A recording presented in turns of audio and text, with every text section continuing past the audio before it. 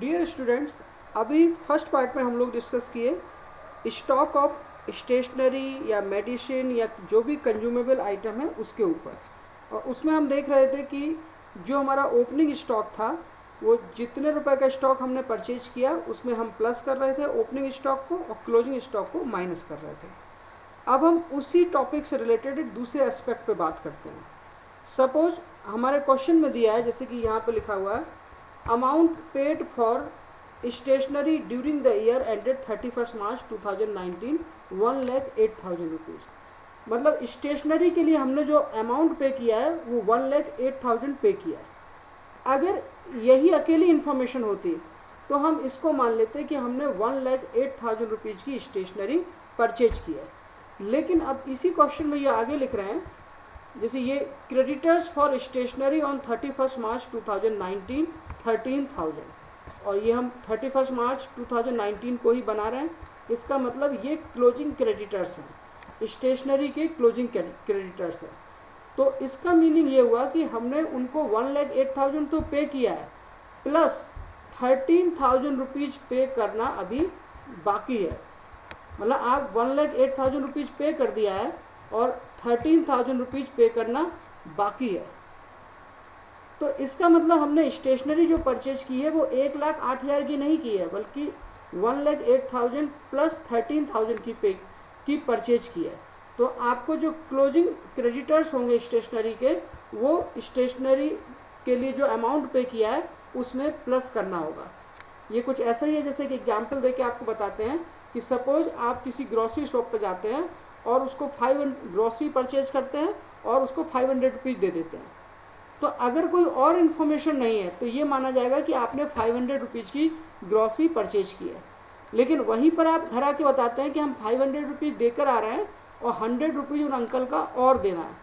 इसका मतलब जो आपकी ग्रॉसरी आइटम है वो 500 के नहीं है बल्कि 600 के हैं। तो मतलब क्या हुआ कि जब भी ये बात दी हो कि आपने स्टेशनरी के लिए या मेडिसिन के लिए कितना रुपया पे किया है और उसके बाद दे दें ये कि ईयर के लास्ट में कितने रुपए के स्टेशनरी के क्रेडिटर्स हैं, तो आपको क्लोजिंग क्रेडिटर्स ऐड करना होगा, तब जाके पता लगेगा कि आपने रियल में कितने का परचेज किया। ये आपका जैसे नवोदय का मैथ्स भी आपका है और जुलाई मंथ में सप्लायर को हमने 1,00,000 रुपीज़ पे किए।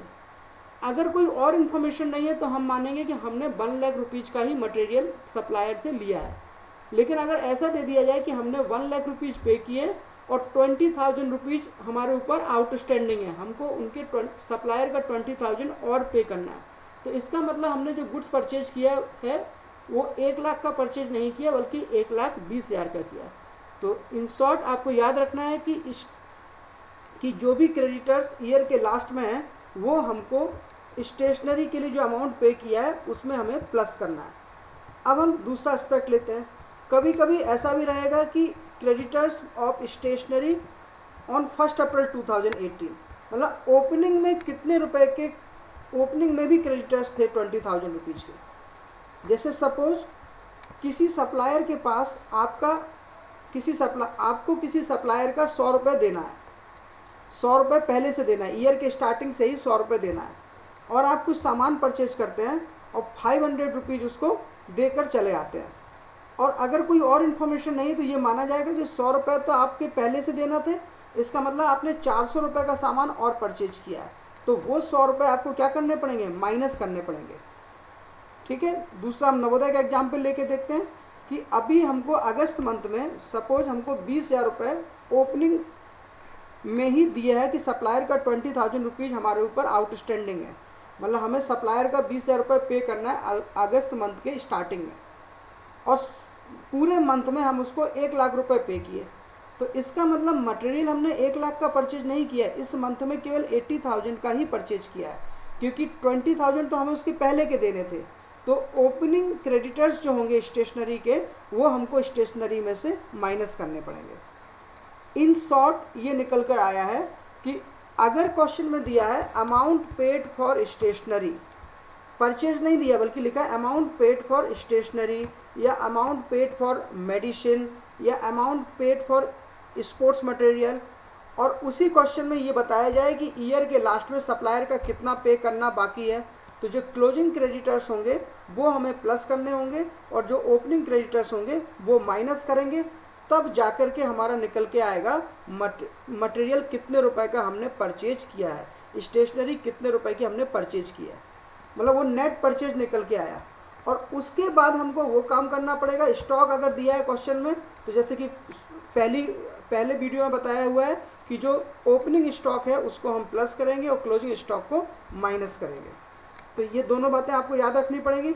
आपके बुक के सॉल्यूशन में हो सकता है ये चीज़ें आगे पीछे करके माइनस प्लस की हो, लेकिन इतना याद रखना है कि जो बात हम आपको प्लस करने के लिए कह रहे हैं वो आपको प्लस ही करना है, और जो माइनस करने के लिए कह रहे हैं वो हमको माइनस करना है।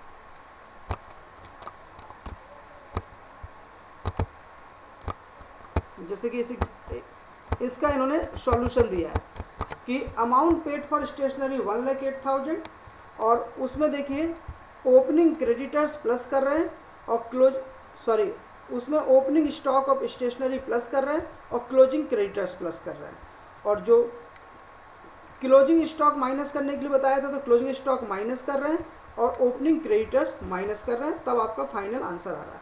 लेकिन ये जो सीक्वेंस दिया है हम लोग इस सीक्वेंस से नहीं करेंगे, हम लोग इस तरीके से करेंगे। देखिए वही क्वेश्चन का आंसर है, पेमेंट मेड फॉर स्टेशनरी, हमने कितना पेमेंट किया, 1,08,000 रुपीज़ पे किया था ना, ये हमारे रिसिप्ट एंड पेमेंट अकाउंट में लिखा हुआ है कि हमने 1,08,000 पे किया। अब प्लस किसको करने के लिए कह रहे हैं कि creditors at the end, year के लास्ट में जो क्रेडिटर्स बचे हैं वो हम प्लस करेंगे। उनको हम क्यों प्लस कर रहे हैं, क्योंकि 1,08,000 हम पे कर चुके हैं और 13,000 पे करना बाकी है, यानी कि 13,000 का और हमने गुड्स परचेज किया है, तो इसलिए हम उसको प्लस कर रहे हैं। और जो ओपनिंग में क्रेडिटर्स बिगनिंग में है उसको हम माइनस करेंगे, तब ये जो अमाउंट निकल के आया 1,01,000, इसको हम नाम देते हैं परचेज मटेरियल या परचेज स्टेशनरी जो भी है, मीन्स इसको हम purchase payment made for stationery, जो हमने इसको हम ऐसा नहीं करेंगे, इसको हम परचेज मटेरियल का नाम देंगे कि ये हमने इतने रुपए का मटेरियल परचेज किया है। ये परचेज मटेरियल निकालने के लिए ही हम बुक के तरीके से सॉल्व ना करके आपको अलग से बता रहे हैं, क्योंकि बुक में उन्होंने डायरेक्ट कर दिया है तो परचेज मटेरियल नहीं निकल पाया था। हालांकि उस क्वेश्चन में परचेज मटेरियल की ज़रूरत नहीं है इस क्वेश्चन में अलग से निकालने की, लेकिन किसी और क्वेश्चन में हमको ज़रूरत पड़ सकती है। इसलिए हमने क्या किया कि जो पेमेंट किया है उसमें क्लोजिंग क्रेडिटर्स प्लस किए हैं, ओपनिंग क्रेडिटर्स माइनस किए हैं, तब जाकर हमारा आया कि कितने रुपए का स्टॉक हमने परचेज किया। इसके बाद फिर वही जो फर्स्ट स्लाइड में बताया था कि ओपनिंग स्टॉक ऑफ स्टेशनरी को हम प्लस करेंगे और क्लोजिंग स्टॉक ऑफ स्टेशनरी को माइनस करेंगे, तब आएगा स्टेशनरी कंज्यूम, कि कितने रुपए की स्टेशनरी हमने इस ईयर में कंज्यूम की है। ये amount income and expenditure account में डेबिट साइड में आएगा। और जो क्रेडिटर्स हमारे क्लोजिंग वाले हैं जिनको हम प्लस कर रहे हैं, यानी कि हमें अभी भी पे करना बाकी है, तो ये हमारी लायबिलिटी है। और जो ओपनिंग वाले क्रेडिटर्स हैं ये हमारी ओपनिंग बैलेंस शीट में लायबिलिटी साइड में आएगा, मतलब जो क्लोजिंग क्रेडिटर्स हैं वो क्लोजिंग बैलेंस शीट में लायबिलिटी साइड में आएंगे और ओपनिंग क्रेडिटर्स हैं वो ओपनिंग बैलेंस शीट की लायबिलिटी साइड में आएंगे। तो आपको इन दोनों ट्रीटमेंट का कैलकुलेट करके अपनी बुक से देखना है, इसका प्रैक्टिस करना है। कल हम आगे की क्लास लेंगे। Thank you.